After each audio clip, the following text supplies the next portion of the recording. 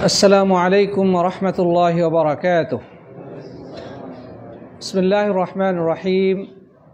الحمد لله رب العالمين، والصلاة والسلام على سيد المرسلين نبينا محمد وعلى آله وصحبه أجمعين. أما بعد.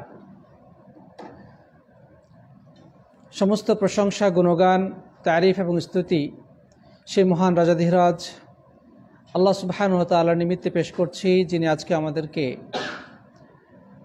ইসলাম শিক্ষা কোর্সের অত্যন্ত গুরুত্বপূর্ণ একটি টপিক, সেটি হচ্ছে 100টি কবিরা গুনাহ। এই 100টি কবিরা গুনাহ শীর্ষক ক্লাসে উপস্থিত হওয়ার সুযোগ করে দিয়েছেন। এই জন্য আমরা সকলেই দয়াময় আল্লাহ রাব্বুল আলামিনের দরবারে অবনত মস্তকে কালিমাতুশ শুকর আদায় করছি, আলহামদুলিল্লাহ। অতঃপর সালাত সালাম এবং অবারিত শান্তির ধারা বর্ষিত হোক প্রাণপ্রিয় নবী সাইয়্যিদুল মুরসালিন রাহমাতুল্লাহ আলামিন নবী মুহাম্মদ রাসূলুল্লাহ সাল্লাল্লাহু আলাইহি ওয়াসাল্লামের প্রতি। আসুন আমরা প্রিয় নবীর প্রতি হৃদয়ের সবটুকু ভালোবাসা,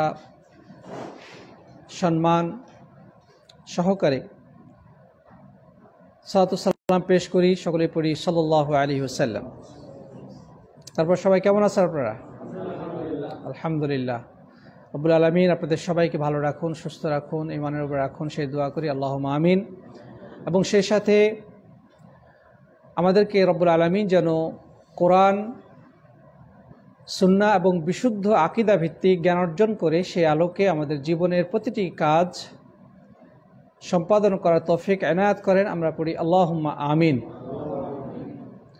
প্রকৃতপক্ষে ইলম অটোমেটিক চলে আসে না। ইলম অর্জন করার জন্য চেষ্টা করতে হয়, পরিশ্রম করতে হয়, সময় এবং শ্রম দিতে হয়, ত্যাগ এবং সাধনা করতে হয়, এবং পাশাপাশি রব্বুল আলামিনের কাছে দোয়া করতে হয়। আল্লাহ রব্বুল আলামিনের কাছে দোয়া করতে হয়। তাই তো আল্লাহ সুবহানাহু ওয়া তাআলা কোরআনে কারীমের মধ্যে একটি দোয়া শিক্ষা দিয়েছেন, ওকুর রব্বি জিদনি ইলমা। হে নবী, আপনি বলুন যে রব্বি জিদনি ইলমা, হে আমার রব, আপনি আমার জ্ঞান বৃদ্ধি করে দিন, আপনি আমার জ্ঞান বৃদ্ধি করে দিন।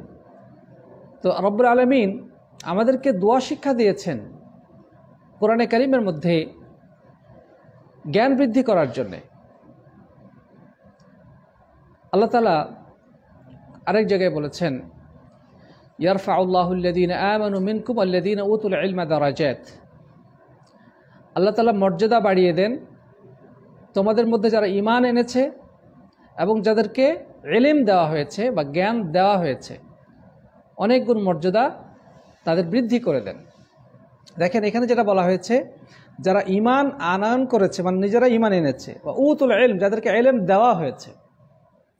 মানে আপনি ইচ্ছা করলে এলেম ছিনিয়ে আনতে পারবেন না, ইচ্ছা করলে আপনি এলেম পেয়ে যাবেন তা না, রব্বুল আলামিন যদি না দেন।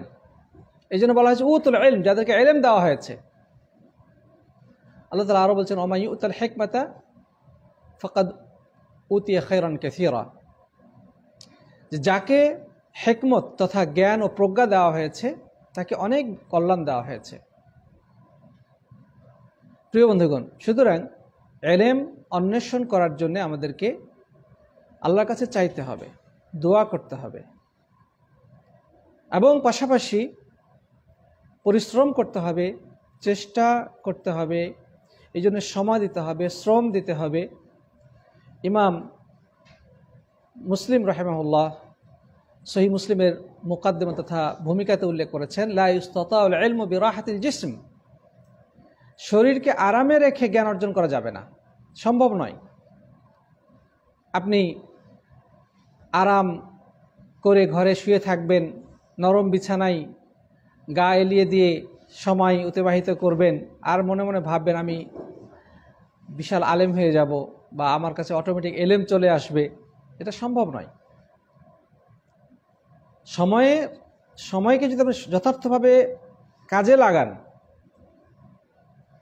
এবং এই জন্য চেষ্টা এবং সাধনা করেন, তাহলে অবশ্যই পাবেন। মান জাদ্দা ওয়াজাদা, যে চেষ্টা করে সে পায়। মান তালাবাল উলা সাহিরাল লায়ালি, যে উন্নতি করতে চায়, উন্নতির শীর্ষে আরোহণ করতে চায়, সে প্রয়োজনে রাত জেগে সময় দেয়, শ্রম দেয়, কষ্ট এবং সাধনা করে যায়। এজন্য আমাদেরকে প্রিয় বন্ধুগণ, আমরা যদি কিছু শিখতে চাই, জানতে চাই, অবশ্যই আমাদেরকে সময় দিতে হবে, শ্রম দিতে হবে, ত্যাগ তিতিক্ষা করতে হবে। আমি সব ঠিক রাখবো কিন্তু মনে মনে ভাববো যে আমার কাছে অটোমেটিক এলেন চলে আসবে, এটা হবে না প্রিয় বন্ধুগণ। যাই হোক, আমরা প্রবাসের মাটিতে যারা আজকে এসেছি অর্থ উপার্জন করার উদ্দেশ্যে, আমাদেরকে কিছু সময় বের করতে হবে দিনে কিছু শেখার জন্যে, জ্ঞান অর্জন করার জন্যে। আর এই জ্ঞান অন্বেষণ করা ফরজ। তলবুল ইলমি ফরিদাতুন আলা কুল্লি মুসলিম। আপনার জন্যে 5 ওয়াক্ত নামাজ যেভাবে ফরজ, রমজান মাসে রোজা রাখা যেভাবে ফরজ, অর্থ সম্পদ থাকলে আল্লাহর ঘর মক্কায় গিয়ে হজ আদায় করা যেরকম ফরজ,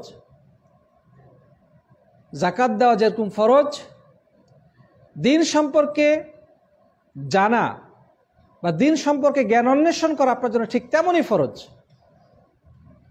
তার মানেটা হলো, আপনি যদি দিন শেখার ব্যাপারে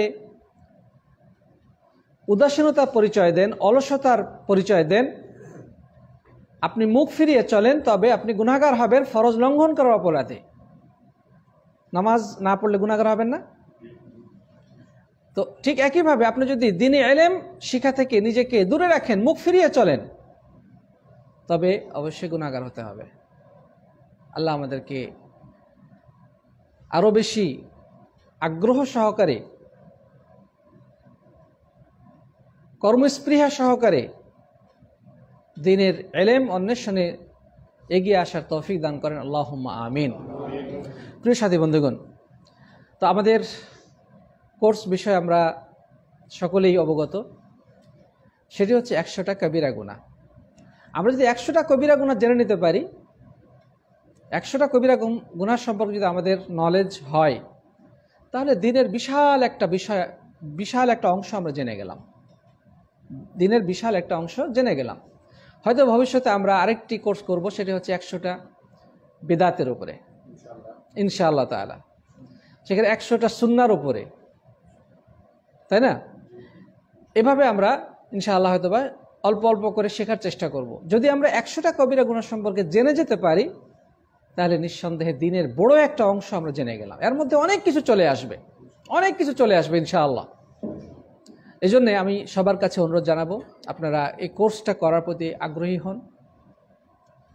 আমাদের প্রত্যেকেরই ব্যস্ততা আছে, নানা টেনশন আছে, সমস্যা আছে, কিন্তু সব কিছুকে ফেলে আমাদেরকে দিনের জন্য কিছু সময় অবশ্যই বের করতে হবে, না হলে শেখা সম্ভব নয়। আল্লাহ তাআলা আমাদের সবাইকে তৌফিক দান করুন, আল্লাহুম্মা আমিন। প্রিয় উপস্থিত সাথী বন্ধুগণ, আমরা গত ক্লাসে আলোচনা করেছিলাম গুনাহ কাকে বলে, গুনাহ কয় প্রকার ও কি কি। তো গুনাহ কাকে বলে? আল্লাহর নাফরমানি, আল্লাহর অবাধ্যতা, রব্বুল আলামিনের হুকুম আহকামকে লঙ্ঘন করা, তার নির্দেশকে উপেক্ষা করে চলা, এটাই হচ্ছে গুনাহ।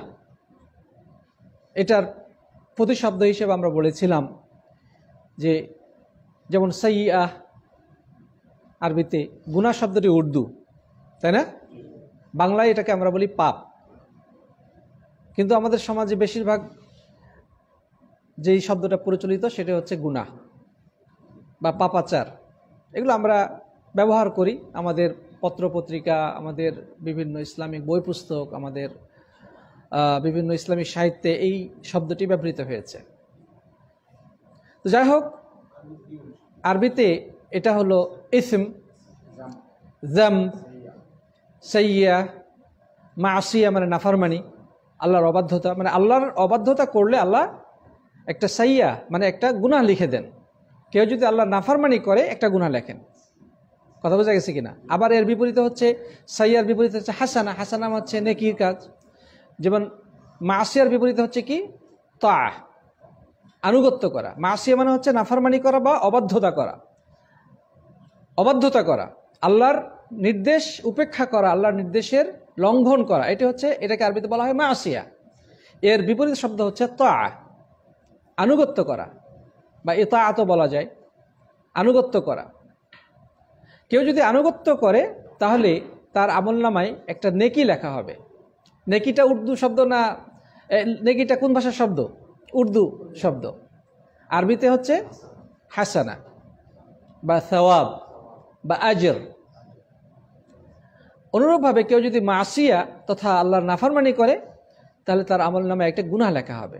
গুনাহ শব্দটা উর্দু, যদি আরবিতে বলি তাহলে লেখা হবে একটা হাসানা অথবা সওয়াব, প্রতিদান, আজর মানে বিনিময়, মূল মানে এটা বিনিময় বা এটার একটা পুরস্কার। তাহলে প্রিয় বন্ধুগণ, এই হচ্ছে আল্লাহর নাফরমানি। আল্লাহর নাফরমানি করলেই আমাদের আমলনামায় গুনাহ লেখা হবে।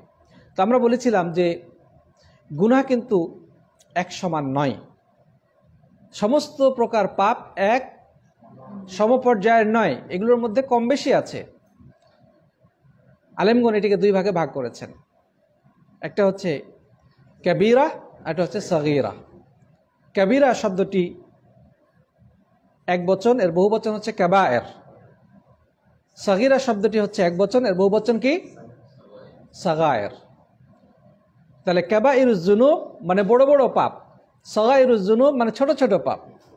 এই যে ছোট এবং বড় যে বিষয়টি আমরা যদি দেখি তাহলে অন্যান্য ক্ষেত্রেও আমরা পাবো। যেমন কুফুরির মধ্যেও কিন্তু বড় এবং ছোট আছে, শিরকের মধ্যে ছোট বড় আছে, শিরকে আকবর, শিরকে আসগর, মানে বড় শিরিক, ছোট শিরিক। যদি আমরা নিফাক তথা মুনাফিকের ক্ষেত্রে দেখি, সেখানেও দেখা যাবে যে দুই প্রকার, বড় নিফাকি আর ছোট নিফাকি। বড় নিফাকের ক্ষেত্রে বলা হয় নিফাকুল ইতিকাদ বা নিফাকে ইতিকাদি, বিশ্বাসগত মুনাফিকি। আর ছোট নিফাকি সেটা হচ্ছে আমলগত বা কর্মগত মুনাফিকি। বেদাতের মধ্যেও আছে বড় বেদাত এবং ছোট বেদাত। বড় বেদাতটাকে বলা হয় বেদাতে মুকাফফিরা, মানে এমন বেদাত যা মানুষকে কাফের বানিয়ে দেয়, মানে কুফরি পর্যায়ের বেদাত।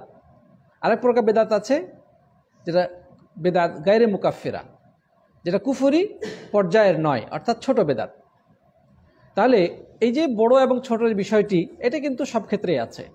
তো গুনার ক্ষেত্রে এরকম দুই ভাগে বিভক্ত, একটা হচ্ছে কাবীরা মানে বড় গুনাহ বা লঘু পাপ, না সরি আপনার এটা হচ্ছে গুরু পাপ, তাই না, মহাপাপ যাকে বলা যায়। আর সগীরা মানে লঘু পাপ, ছোট গুনাহ। তা আমরা এই দুইটার সংজ্ঞা উল্লেখ করেছিলাম বিভিন্ন প্রকার মতামতের আলোকে। আলেমগণ এটার যে সংজ্ঞা দিয়েছেন, তো আমাদের মধ্যে কে বলতে পারবেন কাবিরা গুনাহ কাকে বলে বা এই ব্যাপারে আলেম কি বলেছেন? জি বলেন। বলেন না, বসে বসে বলেন। আল্লাহর হুকুম নবী সাল্লাল্লাহু আলাইহি আদেশ অমান্য করা হয়, সেটাকে কবিরা গুনাহ পর্যায়ে আসে।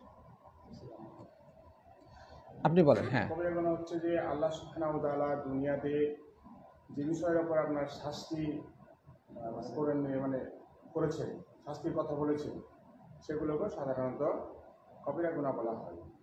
যেমন আপনার অনেক অনেক কথাই আপনি আলোচনা করেছেন যে আল্লাহ সুবহানাহু ওয়া তাআলার সাথে শিরক করা বা আল্লাহ সুবহানাহু ওয়া তাআলার অধিকার অন্য কাউকে দিয়ে দেওয়া, এটা কাবিরা গুনাহর মধ্যে পড়ে। আর ছোট যেগুলাতে আপনার দুনিয়াতে পাপের কোনো কথা বলা হয়নি, মানে শাস্তির কোনো কথা বলা হয়নি, কিন্তু সেগুলো শাস্তিযোগ্য অপরাধ নয়। যেমন কারোর সঙ্গে হয়তো বিয়ের কথাবার্তা চলছে, সেখানে সেই স্টেজটা শেষ না হয়ে অন্য একজনের সঙ্গে মানে আবার কথা বলা, এরকম। বা কেনা বেচার ক্ষেত্রে জিনিসটা কেনা হয়নি, আমি আবার সেখানে গিয়ে দাম দর করতে লাগলাম, সেটার ব্যাপারে অনুরূপভাবে আপনার বিবাহ ক্ষেত্রে বলেছেন যে একটা শেষ হয়নি। তারপর গীবতের ক্ষেত্রে বলেছেন যে যে গীবত করছে সে কিন্তু আপনার কাবিরা গুনাহ করছে। কিন্তু যে গীবত শুনছে, কোনো রকম প্রতিবাদ করছে না বা কিছু বলছে না বা জায়গাটা ত্যাগ করছে না, সে কিন্তু আপনার ছোট গুনাহ করছে। এটাকে ধন্যবাদ। তো আমাদের সাইনুল ভাই মোটামুটি ভালো উত্তর দিয়েছেন। আর কেউ বলবেন যে কাবিরা গুনাহ কাকে বলা হয়?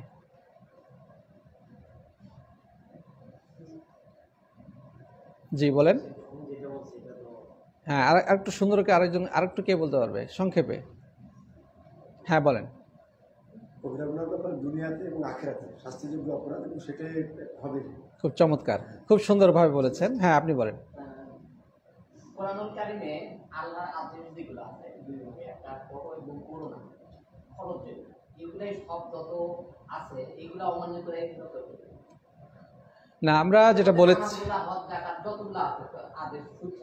আচ্ছা যাই হোক, আমি আলহামদুলিল্লাহ আমরা মোটামুটি সকলে চেষ্টা করেছি। আমরা যেটা আলেমদের মতামতের আলোকে কাবিরা গুনাহার সংজ্ঞা সম্পর্কে বলেছিলাম, যে কাবিরা গুনাহ বলা হয় ওই সমস্ত গুনাহকে যে গুনাহগুলোকে কোরআনে অথবা হাদিসে এবং ইজমা তথা সালাফদের সর্বসম্মতি মতামতের বা সর্বসম্মত সিদ্ধান্তে যেটাকে কাবিরা বা বড় বা সবচেয়ে ভয়াবহ গুনাহ হিসেবে আখ্যায়িত করা হয়েছে, অথবা যেই গুনার বিশেষ শাস্তি নির্ধারণ করা হয়েছে, যেমন জাহান্নামের আগুনের কথা বলা হয়েছে, অথবা দুনিয়াতে বিশেষ কোনো দণ্ড নির্ধারণ করা হয়েছে, যেমন চুরির হাত কাটা, তারপরে জেনার শাস্তি হচ্ছে বিবাহিত ব্যক্তি যদি জেনা করে তাহলে রজম তথা পাথর নিক্ষেপে হত্যা করা, অবিবাহিত ব্যক্তি জেনা করলে 100 বেত্রাঘাত এবং 1 বছর দেশান্তর তথা 1 বছর জেল বা নাগরিকত্ব হরণ ইত্যাদি। অথবা যেই গুনাহের ব্যাপারে বলা হয়েছে যে এই কাজটি যে করবে আল্লাহর লানত তার উপরে, অথবা নবীর লানত, হ্যাঁ আল্লাহ রসুল অথবা ফেরেশতা মণ্ডলী অথবা সমগ্র মাখলুকাতের পক্ষ থেকে লানত বর্ষিত হবে, অথবা যে গুনাহটার ব্যাপারে বলা হয়েছে যে এই অপরাধটি করবে সে আমার উম্মতে অন্তর্ভুক্ত নয়, অথবা সে ইমানদার নয়, অথবা সে জান্নাতে প্রবেশ করবে না, অথবা জান্নাতে সুঘ্রাণ পাবে না, এই সকল প্রকার গুনাহ এগুলো হচ্ছে কাবিরা গুনাহ। এগুলো হচ্ছে কি? কাবিরা গুনাহ। তাহলে কাবিরা গুনাহ বলতে কাকে বোঝায়? যে সমস্ত গুনার ব্যাপারে কোরআনে হাদিসে অথবা ইজমা তথা সালাফদের সর্বসম্মত সিদ্ধান্তে যেটাকে কাবিরা গুনাহ হিসেবে বা ভয়াবহ গুনাহ হিসেবে আখ্যায়িত করা হয়েছে, অথবা যেই গুনার ব্যাপারে জাহান্নামের আগুনের শাস্তির কথা বলা হয়েছে, অথবা যেই গুনাহের ব্যাপারে লানতের কথা বলা হয়েছে, অথবা দুনিয়াতে বিশেষ কোনো দণ্ডবিধি নির্ধারণ করা আছে, অথবা যে গুনার ব্যাপারে বলা হয়েছে যে ব্যক্তি এই কাজটি করবে সে ইমানদার নয়, অথবা তার উপরে লানত বর্ষিত হোক, অথবা যে ব্যক্তি গুনাহটি করবে সে জান্নাতের সুঘ্রাণ পাবে না, জান্নাতে প্রবেশ করবে না, সে ইমানদার নয়। কথা বোঝা গেছে কিনা? এগুলো হচ্ছে কি? সবই কাবিরা গুনাহ। আর সাগীরা গুনাহ কাকে বলা হয়?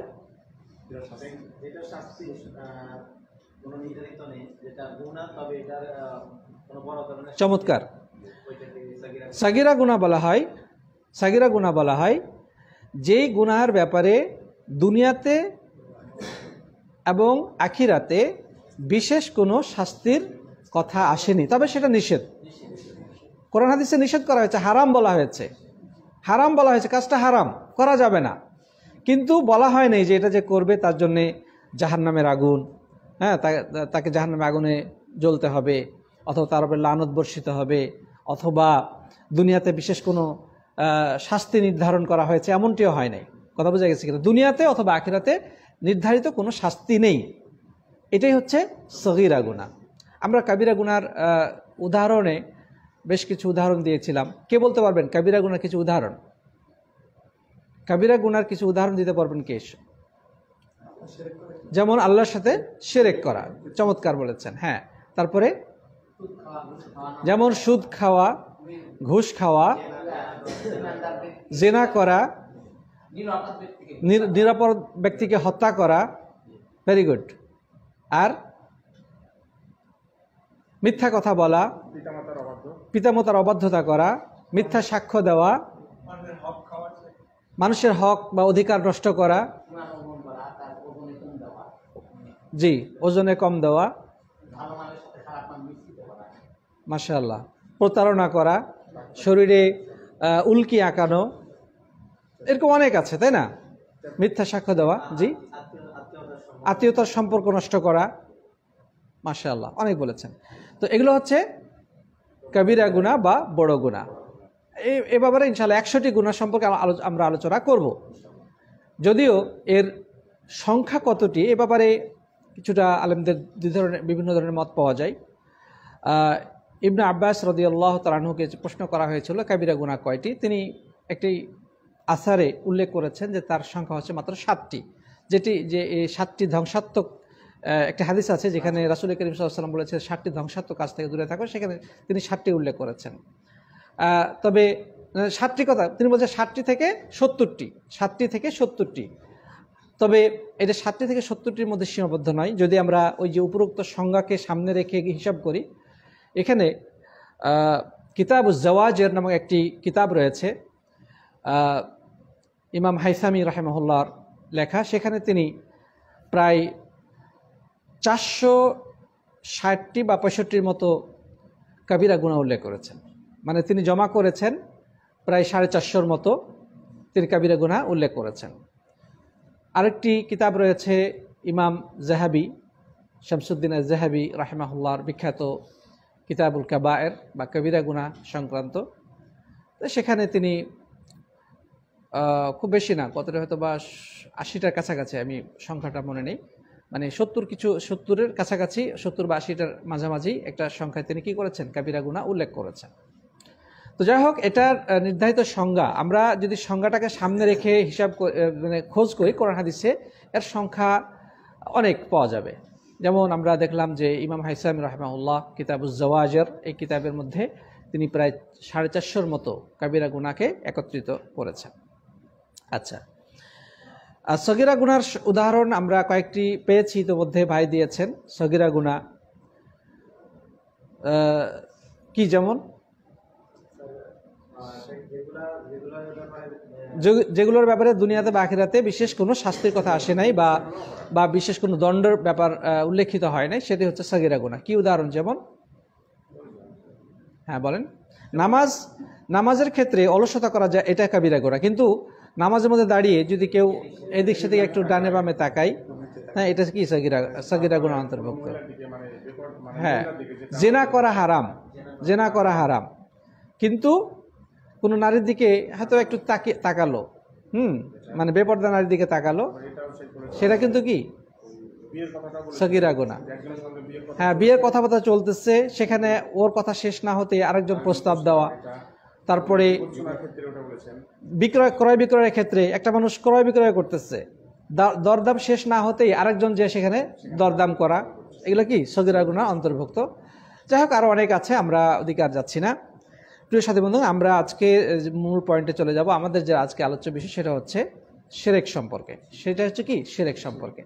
আচ্ছা, আপনাদেরকে যদি প্রশ্ন করা হয় যে 100টি গুনার নাম লিস্ট করেন, 100টি গুনার নাম লিস্ট করেন, তো আপনারা আশা করি পারবেন, হ্যাঁ, বা অনেকগুলো গুনার নাম আপনারা জমা করতে পারবেন। তবে আপনি যতগুলো পারেন জমা করেন, কোনো সমস্যা নেই, কিন্তু সবার আগে যে গুনাহটাকে লিখতে হবে ভয়াবহতার দিক দিয়ে এবং কঠিন শাস্তির দিক দিয়ে, সেটি হচ্ছে শিরক। সেটা হচ্ছে কি শিরক। সুতরাং স্বভাবতই 100 কবিরা গুনার মধ্যে প্রথম কবিরা গুনাহ সেটি হচ্ছে শিরক, মানে আল্লাহর সাথে শরীক করা। আমরা এই শব্দটার সাথে পরিচিত, যেমন শিরককে আমরা অনেক সময় শরিক বলি, শরিকানা, ঠিক না? ঠিক। জমির মধ্যে যদি একাধিক মালিকানা থাকে, তখন এটাকে আমরা বলি কি এই জমিতে শরিক আছে, এই জমিতে কি আছে, শরিক আছে বা অংশীদার আছে। তারপরে আমরা বলি যে একাধিক ব্যক্তি মিলে যদি কোনো ব্যবসা করা হয়, তখন আমরা বলি যে এটা শরিকানা ব্যবসা। তাহলে এই শিরিক শব্দটা আসছে মূলত এই শরিক থেকেই এই শব্দটার উৎপত্তি, বা আমরা বলবো যে শিন রা কাপ, এখান থেকেই এই শরিক শব্দটা এসেছে বা শরিকানা এসেছে। ডিকশনারিতে এর অর্থ লেখা হয়েছে যে শিরিক মানে হচ্ছে যেমন অংশীদারিত্ব, অংশ বা অংশগ্রহণ। অংশীদারিত্ব, অংশ বা অংশগ্রহণ। এখান থেকেই আরবিতে একটা শব্দ আসছে শারিকা। শারিকা মানে কোম্পানি। শারিকা মানে কি? কোম্পানি। আচ্ছা, একটা কোম্পানি এটা কি একজন মানুষ দ্বারা পরিচালিত হয়, নাকি এখানে অনেকগুলো মানুষের মাধ্যমে একটা কোম্পানি পরিচালিত হয়? অবশ্যই অনেকগুলো মানুষ থাকে এখানে। হয়তো বা দেখা যাচ্ছে মালিকের ক্ষেত্রে একাধিক মালিক থাকতে পারে, হ্যাঁ, পার্টনারশিপ থাকতে পারে। আবার একটা কাজ, এই কোম্পানির অনেকগুলো কাজ একজন ব্যক্তি সব কিছু করতে পারে না, একজন এক এক বিভাগে দায়িত্ব পালন করে, ঠিক না ঠিক? তারপরে একটা সমিতি, হ্যাঁ, এই শারিকা অর্থ সমিতিও আসে, সমিতি, অ্যাসোসিয়েশন, তারপরে কর্পোরেশন, সংগঠন। এই শারিকার অর্থ এইগুলো ডিকশনারিতে লেখা হয়েছে। মানে একটা সংগঠন, একজন ব্যক্তি একটা সংগঠন হয় না, একটা সংগঠনের পেছনে অনেকগুলো মানুষের হাত থাকে, অনেকগুলো মানুষের পরিশ্রম থাকে, ঠিক না ঠিক? তাহলে এখান থেকে কিন্তু এই শারিকা শব্দটা এসেছে। তাহলে কর্পোরেশন, সমিতি, সংগঠন, কোম্পানি, এই শব্দগুলো সবই কিন্তু এই যে শারিকা শব্দ বা শিন রা কাপ শব্দমূল থেকে এসেছে। শরিকানা ব্যবসা, হ্যাঁ, তারপরে মানে শরিক থাকা, অংশীদার হিসেবে থাকা, এটি মূলত এই শারিকানা, এই শিরিক শব্দের অর্থ এবং বিভিন্ন উৎপত্তিগত রূপ। সাথী বন্ধুগণ, আমরা ইসলামের পরিভাষায় শরিক মানে শিরক কাকে বলে সে ব্যাপারে আমরা কিছু আলেমদের বক্তব্য দেখব। এক্ষেত্রে আলেমগণ বিভিন্ন ধরনের বক্তব্য দিয়েছেন। তার মধ্যে শেখ আব্দুর রহমান বিন সাঈদী, যার মূল্যবান একটি তাফসিরের কিতাব রয়েছে যেটাকে তাফসির বিন সাঈদী বলা হয়, তিনি খুব চমৎকার একটি ব্যাখ্যা দিয়েছেন যে শিরক কাকে বলে। তিনি একটা খুব সুন্দর ব্যাখ্যা এবং সংজ্ঞা দিয়েছেন, সেটা আমরা দেখি। তিনি বলেছেন, হাকিকাত শিরক আন ইউবাদাল মাখলুক কামা ইউবাদুল্লাহ। যে উনি বলেছেন যে মাখলুকের ইবাদত বা দাসত্ব করা যেভাবে আল্লাহর দাসত্ব করা হয়, আল্লাহর যেভাবে দাসত্ব করা হয়, ইবাদতবন্দেগী করা হয়, ঠিক একইভাবে কোনো সৃষ্টি জীবের দাসত্ব করা বা ইবাদত করা, এটা হচ্ছে এক নম্বর। আইয়ু আযম কামা ইউআযমুল্লাহ, অথবা কোনো সৃষ্টি জীবকে ঠিক সেইভাবে সম্মান দেখানো যেভাবে আল্লাহকে সম্মান দেখানো হয়। মানে আল্লাহর অনুরূপ, আল্লাহর মতো করে কোনো সৃষ্টি জীবকে সম্মান প্রদর্শন করা। আয়ুসরাফ লাহু নাউম মিন খাসাইসির রুবুবিয়্যাতি ওয়াল উলুহিয়্যাহ, অথবা কোনো মাখলুক তথা সৃষ্টি জীবের জন্যে মানে রুবুবিয়াত এবং উলুহিয়াতের কোনো একটা বৈশিষ্ট্য নির্ধারণ করা। মানে রুবুবিয়াত মানে রব্বুল আলামিন, তিনি আমাদের রব, তিনি আমাদের পালনকর্তা, লালনকর্তা, সৃষ্টিকারী, পরিচালনাকারী, নিয়ন্ত্রণকারী, ঠিক না ঠিক? এখন কেউ যদি এই রুবুবিয়াতের কোনো একটা বৈশিষ্ট্যকে গায়রুল্লাহর জন্য সাব্যস্ত করে, মাখলুকের জন্য সাব্যস্ত করে, সেটাই হলো কি শিরিক। যেমন আমরা জানি রুবুবিয়াতের যে বিষয়গুলো রয়েছে, সৃষ্টি করার একচ্ছত্র মালিককে আল্লাহ সুবহানাহু ওয়া তাআলা, একমাত্র স্রষ্টাকে আল্লাহ রাব্বুল আলামিন। এখন কেউ যদি বলেন না সৃষ্টিকর্তা আরও কেউ আছে, তাহলে এটা হয়ে গেল কি রুবুবিয়াতের ক্ষেত্রে শিরক, রুবুবিয়াতের ক্ষেত্রে শিরক।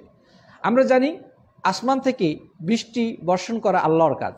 এখন কেউ যদি বলে যে না, কোনো পীর সাহেবের হাতের ইশারায় বৃষ্টি বর্ষিত হচ্ছে, বা সামনে পূজা, এই পূজার কারণে মানে দেবদেবীর আগমন উপলক্ষে খুব বেশি করে বৃষ্টি হচ্ছে, আমাদের সমাজে এটা প্রচলিত আছে যে এই পূজার কারণে বৃষ্টি হচ্ছে। তার মানে যে সমস্ত দেবদেবীর পূজা অর্চনা করা হয় তারা এখন আসবেন, হ্যাঁ, তাদের আগমন উপলক্ষে বৃষ্টি হচ্ছে। এটা একটা শিরকি আকীদা, ভয়ানক শিরকি আকীদা। অথচ আমাদের সমাজে মানুষ না জেনে না বুঝে এই জাতীয় কথাবার্তা বলে থাকে।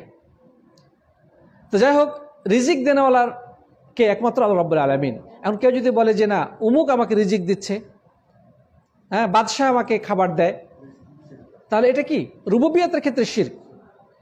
তারপরে উলুহিয়াতের ক্ষেত্রে শিরকের উদাহরণ কি? যে আমরা ইবাদত করব কেবলমাত্র আল্লাহ সুবহানাহু ওয়া তাআলার। এখন কেউ যদি ইবাদত করে অন্য কোনো মাখলুকের উদ্দেশ্যে, যেমন সেজদা করা, সেজদা করা আল্লাহর একটা ইবাদত না? অত্যন্ত মর্যাদাপূর্ণ একটা ইবাদত। এখন এই ইবাদত শুধুমাত্র আল্লাহ রাব্বুল আলামিনের উদ্দেশ্যে আমরা করব।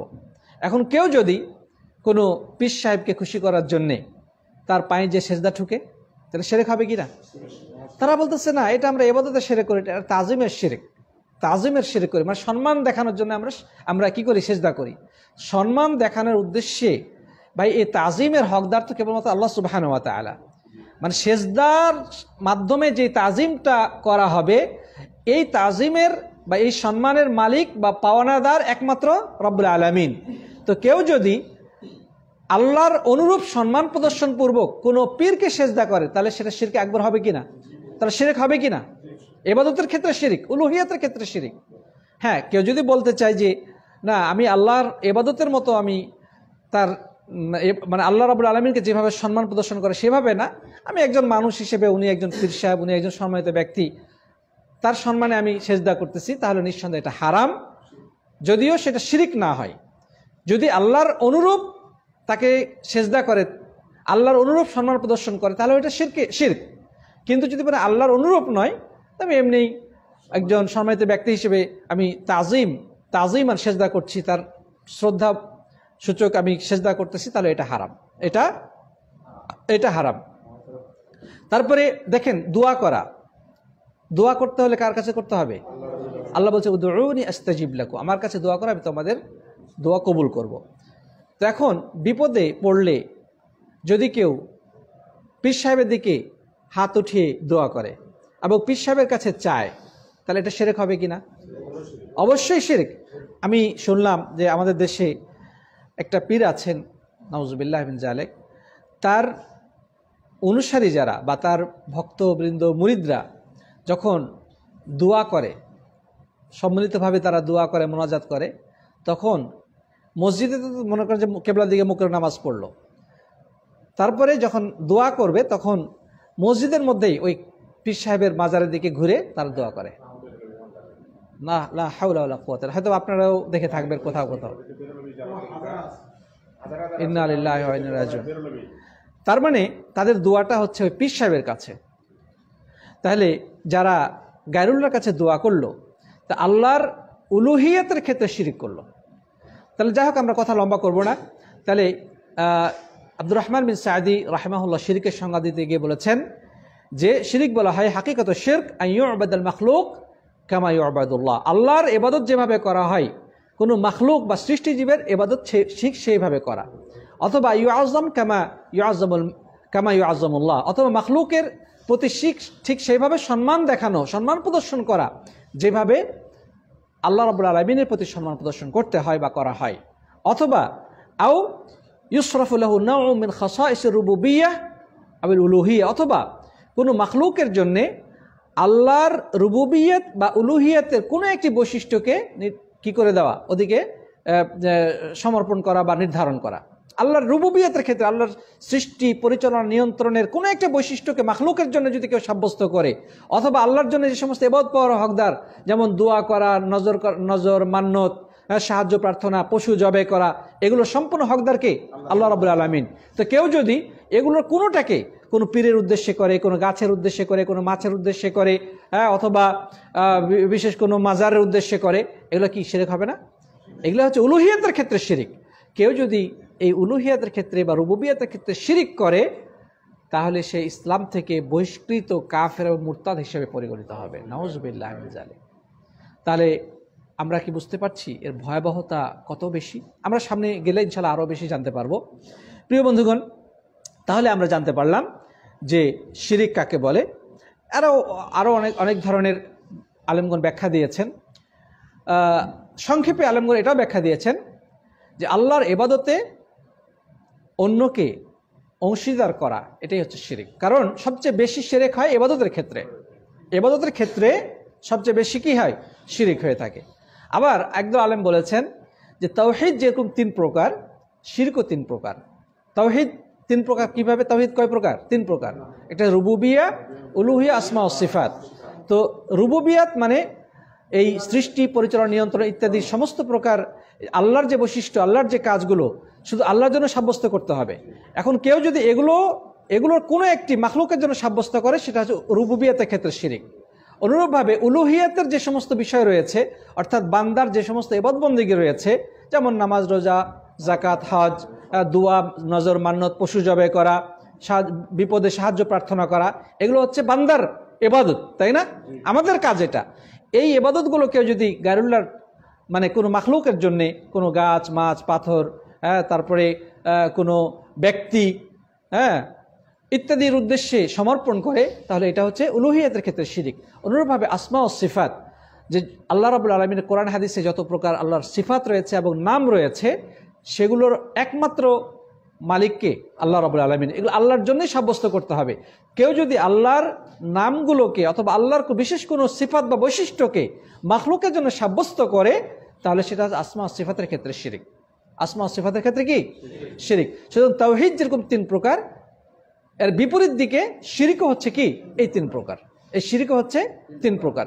কিন্তু মানে সবচেয়ে বেশি যে শিরিকটা ঘটে থাকে সেটা হচ্ছে ইবাদতের ক্ষেত্রে শিরিক। সবচেয়ে বেশি যেই শিরিকটা ঘটে থাকে সেটা হচ্ছে ইবাদতের ক্ষেত্রে শিরিক। এই জন্যে সংক্ষেপে যদি আমরা শিরিকের সংজ্ঞা দিতে বলা হয়, তাহলে সংক্ষেপে এটা দিলেও যথেষ্ট হবে যে আল্লাহর ইবাদতের ক্ষেত্রে গায়রুল্লাহকে অংশীদার করা, এটাই হচ্ছে কি শিরিক। মানে সংক্ষেপে এটা বললেও যথেষ্ট হবে। প্রিয় উপস্থিতি সাথী বন্ধুগণ, আমরা এ পর্যায়ে জানব শিরিক কয় প্রকার। শিরিক কয় প্রকার? শিরিক হচ্ছে 2 প্রকার, শিরিকে আকবার এবং শিরিকে আসগার। বড় শিরিক আর ছোট শিরিক। আমরা এর আগে আলোচনায় বলেছিলাম গুনাহ কয় প্রকার? 2 প্রকার, কবিরা গুনাহ, সাগিরা গুনাহ, মানে বড় গুনাহ, ছোট গুনাহ। শিরকের ক্ষেত্রে এরকম শিরকও 2 প্রকার, একটা শিরকে আকবার বা বড় শিরিক, একটা হচ্ছে শিরকে আসগার বা ছোট শিরিক। প্রিয় বন্ধুগণ, যে ইমাম ইবনুল কাইয়িম রাহিমাহুল্লাহ বলছেন, আম্মা শিরকু ফাহুয়া নাওআন, শিরিক হচ্ছে 2 প্রকার, আকবার ও আসগার, 2 প্রকার, মানে বড় এবং ছোট। ফাল আকবার লা ইয়াগফিরুহুল্লাহু ইল্লা বিত্তাওবাতি মিন, বড় শিরিক যদি কেউ করে আল্লাহ তাআলা সেটা ক্ষমা করবেন না তওবা ব্যতিরেকে। তওবা ব্যতিরেকে আল্লাহ কি করবেন না? বড় শিরিক ক্ষমা করবেন না। আচ্ছা, ওয়াহুয়া আইয়ুত্তাখাযা মিন দুনিল্লাহি নিদ্দান, আর বড় শিরিকটা কি? সেটা হচ্ছে যে আল্লাহ ছাড়া অন্য কোনো ব্যক্তি বা বস্তুকে আল্লাহর সমকক্ষ নির্ধারণ করা। ইউহিব্বুহু কামা ইউহিব্বুল্লাহ, এবং সেটাকে ঠিক সেভাবেই ভালোবাসবে যেভাবে আল্লাহকে ভালোবাসতে হয় বা আল্লাহকে ভালোবাসা হয়। মানে আল্লাহর অনুরূপ ওই মাখলুককে সে ভালোবাসবে, আল্লাহর সমকক্ষ নির্ধারণ করে তাকে ঠিক সেভাবে ভালোবাসবে যেভাবে মাখলুককে ভালোবাসে। কিছু মানুষ আছে তার পীর সাহেবকে আল্লাহর থেকে বেশি ভালোবাসে, নাউজুবিল্লাহ, আছে না নাই?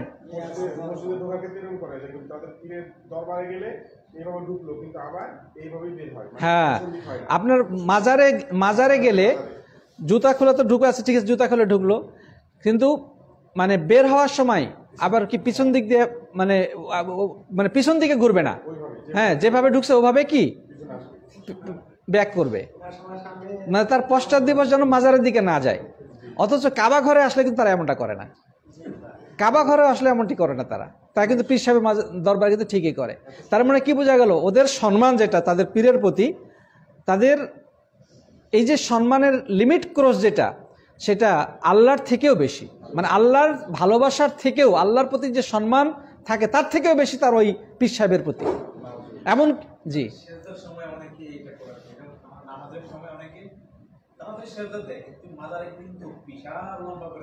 হ্যাঁ, মসজিদে এসে দেখবেন যে সেজদা দেখে তাড়াহুড়া করে নামাজ পড়ে চলে যাচ্ছে, ঠিক না ঠিক?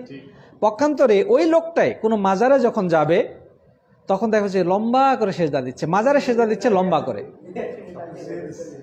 প্রিয় ভাইরা আমার, তো এটাই হচ্ছে যে আইয়ুত্তাখাযা মিন দুনিল্লাহি নিদ্দান ওয়া ইউহিব্বুহু কামা ইউহিব্বুল্লাহ, যে আল্লাহর সমকক্ষ নির্ধারণ করা, কোনো ব্যক্তি বা বস্তুকে আল্লাহর সমকক্ষ নির্ধারণ করা এবং তাকে ঠিক সেইভাবে ভালোবাসে যেভাবে আল্লাহকে সে ভালোবাসে। প্রিয় বন্ধুগণ, তো যাই হোক, এটা হচ্ছে শিরকে আকবার বা বড় শিরিক, যে শিরিকে আল্লাহ ক্ষমা করবেন না এবং আল্লাহর সমকক্ষ হিসেবে অন্য কাউকে নির্ধারণ করুন, কোনো ব্যক্তি বা বস্তুকে নির্ধারণ করা এবং ঠিক তাকে সেভাবে ভালোবাসা যেভাবে আল্লাহকে ভালোবাসা হয়। আর শিরকে আসগর কি বলা হয়? কাকে বলা হয়? ইবনে সাঈদী রাহিমাহুল্লাহ বলছেন শিরকে আসগর কাকে বলা হয়, ছোট শিরক কাকে বলা হয়? হুয়া জামিউল আকওয়াল ওয়াল আফআল আল্লাতী ইউতাওয়াসসালু বিহা ইলা শিরক, মানে ওই সমস্ত কথা এবং কাজ যেগুলো শিরকে আকবরের, মানে শিরকে আকবর পর্যন্ত পৌঁছে যাওয়ার মাধ্যম। শিরকে আসগরটা মানে এমন কিছু কথা এবং কাজ যে ওইটা ধরে সে আস্তে আস্তে বড় শিরকে পর্যন্ত পৌঁছে যায়, মানে শিরকে আকবরের পৌঁছার একটা ওসিলা বা মাধ্যম, এটা হচ্ছে কি শিরকে আসগর। আচ্ছা, যেমন কালগুলু ফিল মাখলুক আল্লাযী লা ইয়াবলুগু রুতবাতাল ইবাদা, যেমন কোনো মাখলুকের ক্ষেত্রে, সম্মানের ক্ষেত্রে, প্রশংসার ক্ষেত্রে একেবারে বাড়াবাড়ি পর্যায়ের সম্মান দেখানো বা বাড়াবাড়ি পর্যায়ের শ্রদ্ধা নিবেদন করা, যেটা একেবারে যতটুকু তার হকদার না তার থেকে বেশি, যেমন আল্লাহ পর্যায়ে নিয়ে পৌঁছে দেয়। হ্যাঁ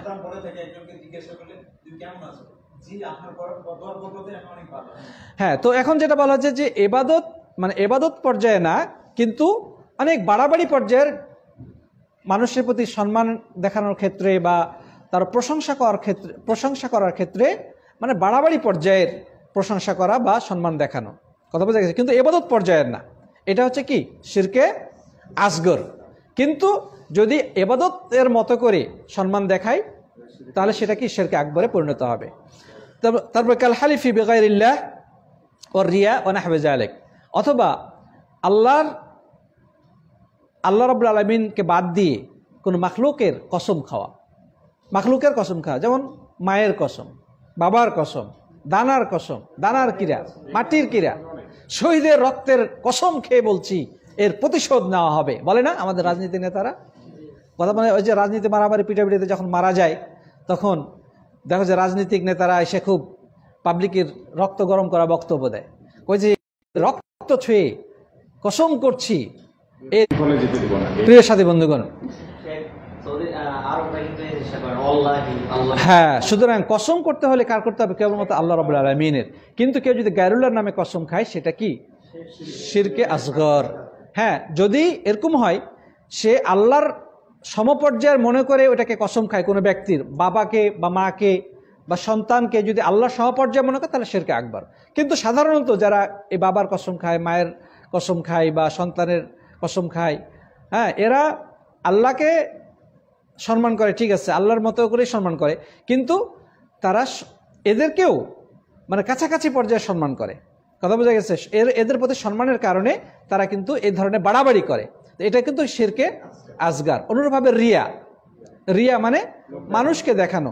হ্যাঁ, ইবাদত আল্লাহর জন্যই করে, কিন্তু তার উদ্দেশ্য থাকে মানুষও দেখলে একটু মানে তাকে সবাই ভালো বলবে, হ্যাঁ, খুশি হবে।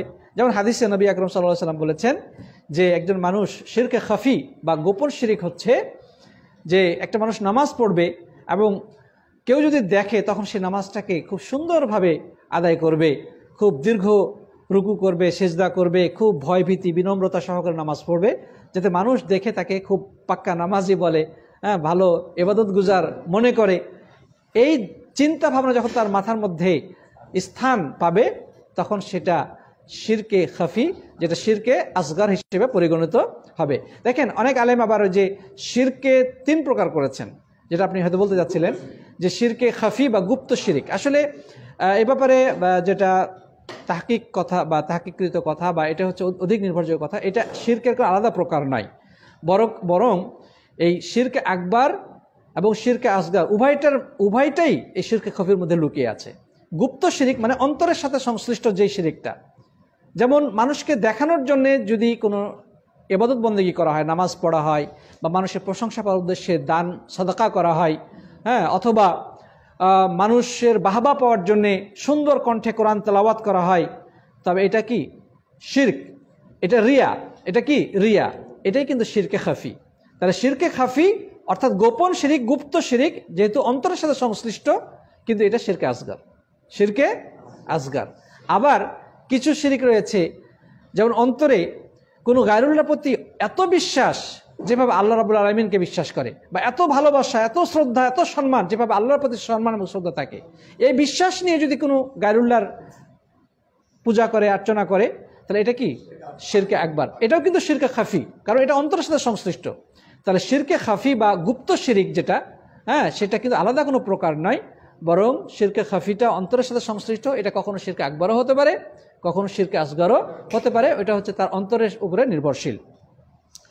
সাথী বন্ধুগণ, আমরা আর কথা হয়তো লম্বা করতে পারছি না, আমরা শেষ করে ফেলবো। তো সংক্ষেপে শিরকে আকবরের আমরা কতগুলো উদাহরণ ইতিমধ্যে দিয়েছি, তাই না? শিরকে আকবরের উদাহরণ কি কি? যেমন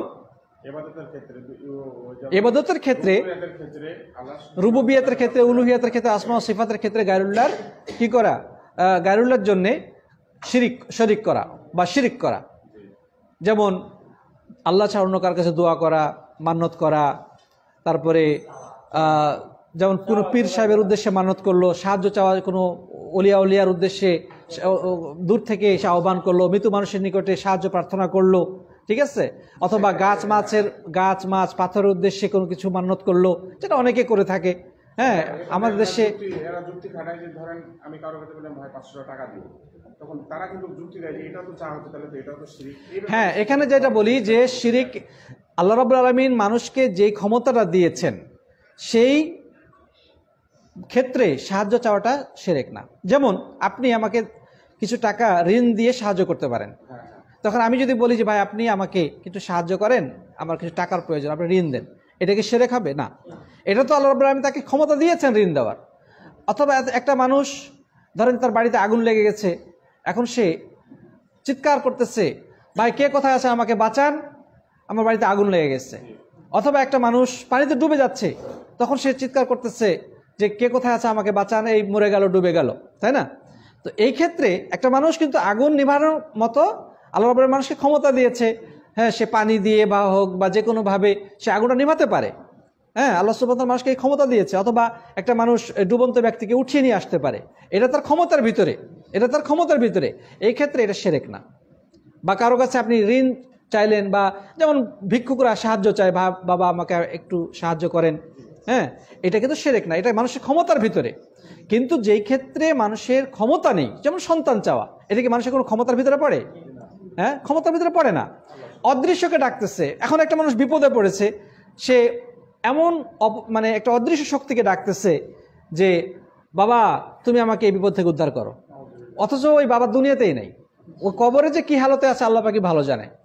কথা বোঝা গেছে কিনা? তাহলে ওই বাবার তো এখানে কোনো শক্তি নাই, ক্ষমতা নেই তাকে বিপদ থেকে উদ্ধার করার। তাহলে যেই ক্ষেত্রে মানুষের ক্ষমতা নেই, ক্ষমতা বহির্ভূত ক্ষেত্রে কেউ যদি গায়রুল্লাহর কাছে সাহায্য চায়, তবে সেটা হচ্ছে শিরক। কিন্তু যে ক্ষেত্রে রব্বুল আলামিন, যে ক্ষেত্রে মানুষকে রব্বুল আলামিন সাহায্য করার সুযোগ ক্ষমতা দিয়েছেন, সেক্ষেত্রে সাহায্য চাওয়াটা কিনা শিরক নয়। বোঝা গেছে কিনা কথাটা? জি। বর্তমানে আরেকটা প্রশ্ন যেহেতু আমাদের ক্লাসের সঙ্গে সম্পৃক্ত নয়, যে জোরেক এক আলেম বলছে নাকি মদের মধ্যে লবণ দিলে সেটা আপনার, আচ্ছা, ওই বিষয়ে আমরা আজকে আলোচনা করব না, আজকে লম্বা হয়ে গেছে। তো ইনশাআল্লাহ পরবর্তীতে আবার কথা হবে। জাযাকুমুল্লাহ খায়রান। তো আগামী বুধবারে আপনাদের সবাইকে আবারও আহ্বান জানাচ্ছি, আপনারা আসবেন এবং অন্য ভাইদেরকেও ইনভাইট করবেন, এবং অনলাইনে আমাদের সাথে যারা এতক্ষণ ছিলেন সবাইকেও অনেক অনেক ধন্যবাদ এবং মোবারকবাদ জানাচ্ছি। এবং পাশাপাশি আপনাদের কাছে অনুরোধ জানাবো, আপনারা আমাদের লাইভ ভিডিওগুলো শেয়ার করবেন এবং অন্যদেরকে ইনভাইট করবেন বা মেনশন করে আমাদের এই ক্লাসগুলোতে যুক্ত করার চেষ্টা করবেন। রব্বুল আলামিন সবাইকে তৌফিক দান করুন। আল্লাহুম্মা আমিন। হাদা ওয়া সাল্লাল্লাহু আলা নবিয়িনা মুহাম্মদ ওয়া আলা আলিহি ওয়া সাহবিহি আজমাইন। আসসালামু আলাইকুম ওয়া রাহমাতুল্লাহি ওয়া বারাকাতুহু।